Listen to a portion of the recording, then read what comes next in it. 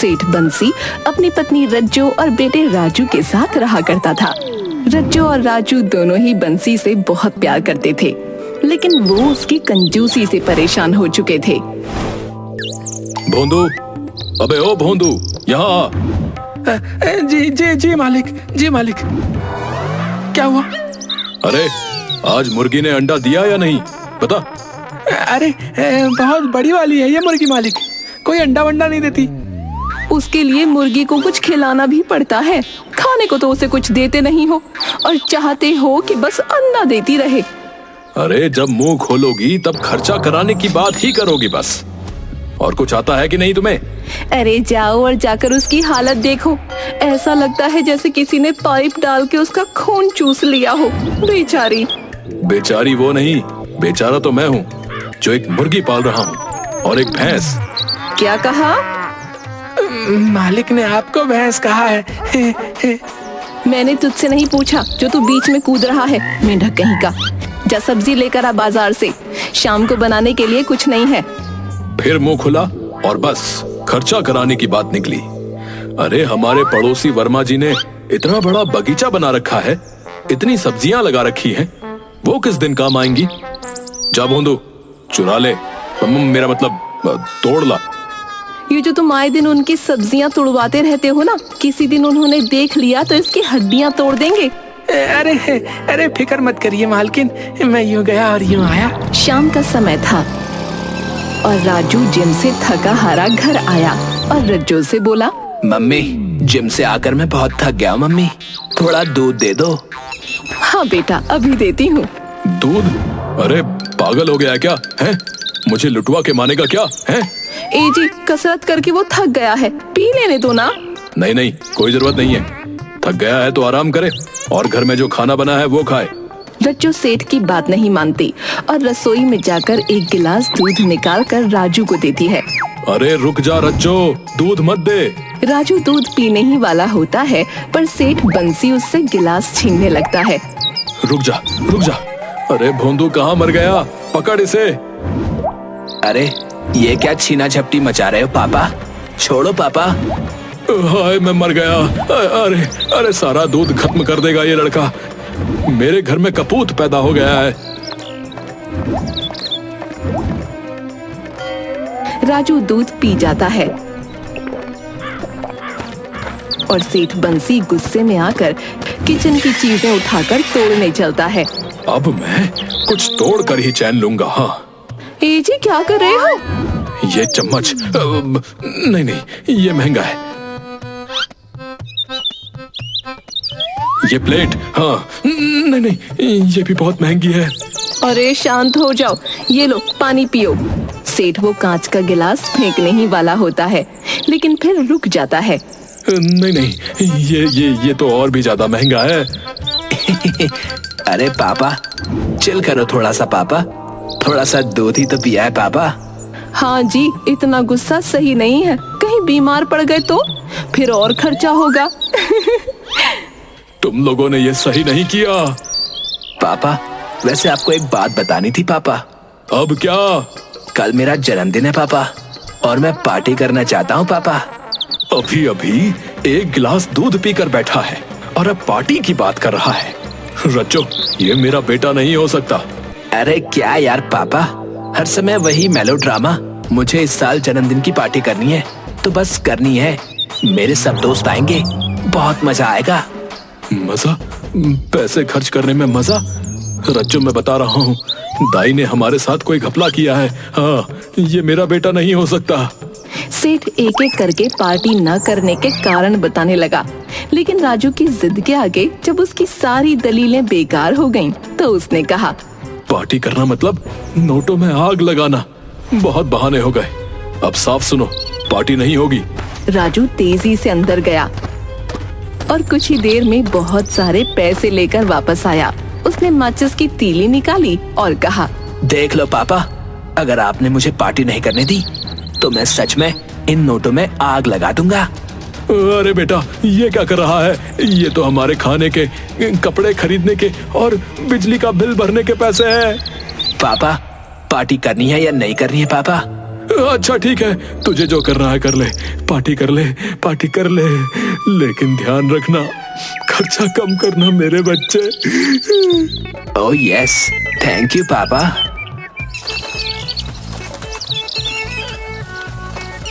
सेठ बंसी ने ठान लिया कि किसी भी हालत में राजू की पार्टी नहीं होने देगा।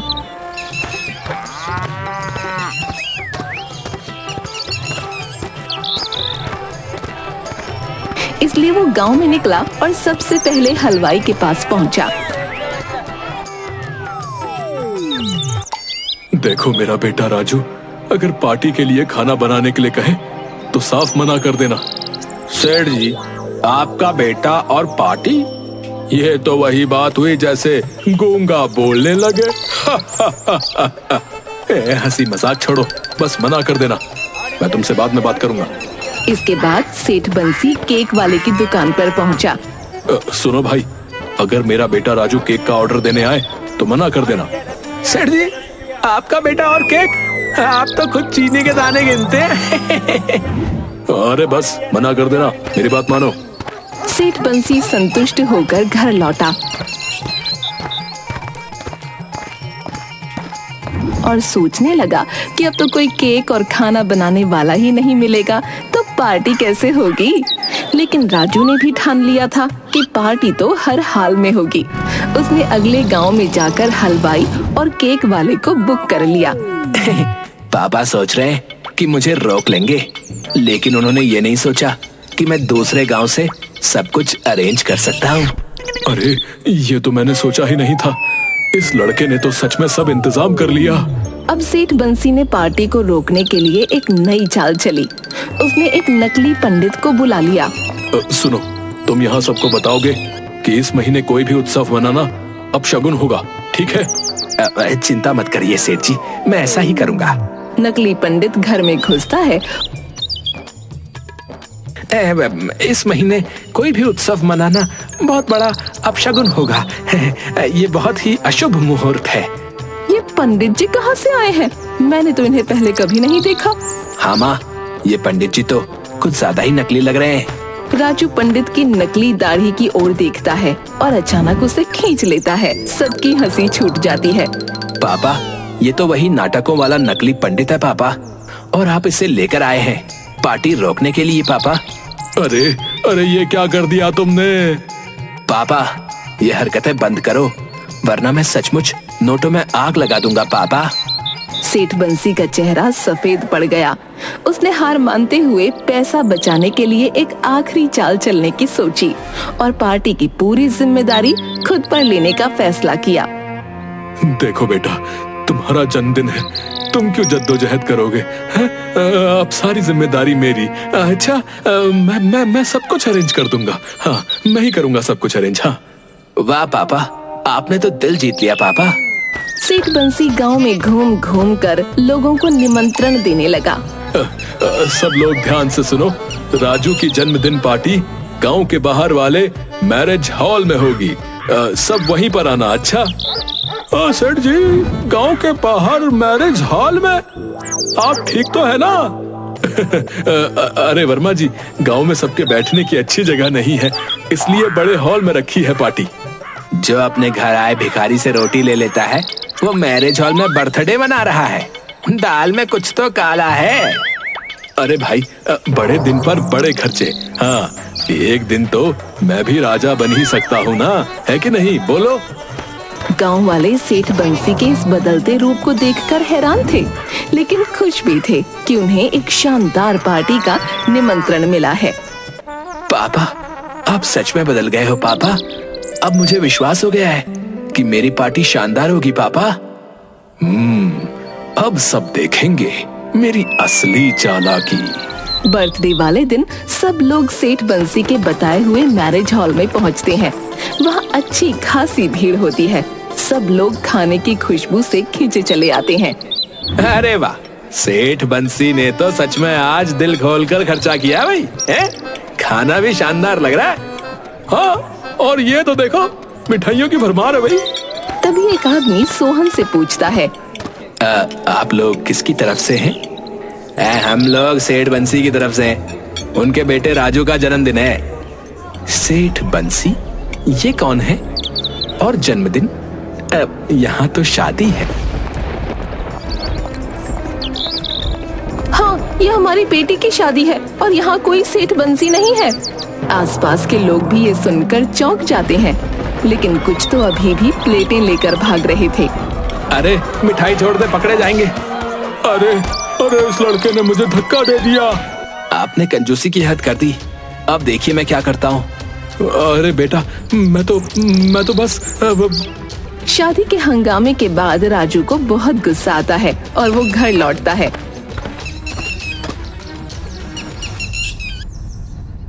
पापा, अब मैं यहाँ सही से पार्टी करूंगा। पापा, आप जो कर सकते हो कर लो। पापा ठीक है, पार्टी कर ले, लेकिन कम से कम लोगों से महंगे महंगे गिफ्ट तो ले ले।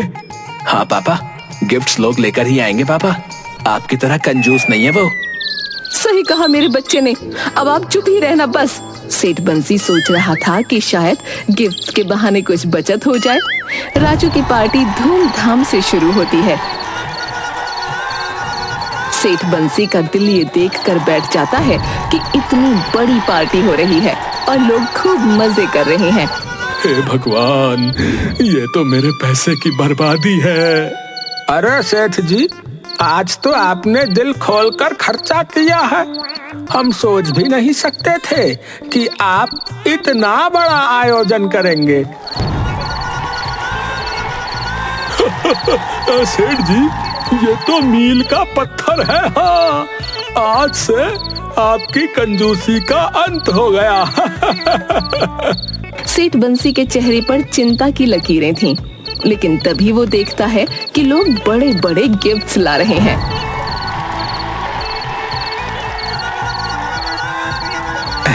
चलो, कुछ तो ठीक हो रहा है।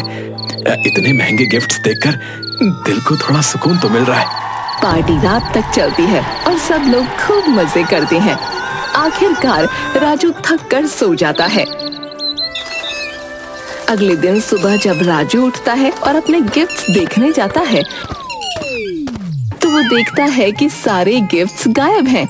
मम्मी, मेरे गिफ्ट्स कहाँ गए? मम्मी, अरे ये क्या हुआ? सारे गिफ्ट्स कहाँ गए?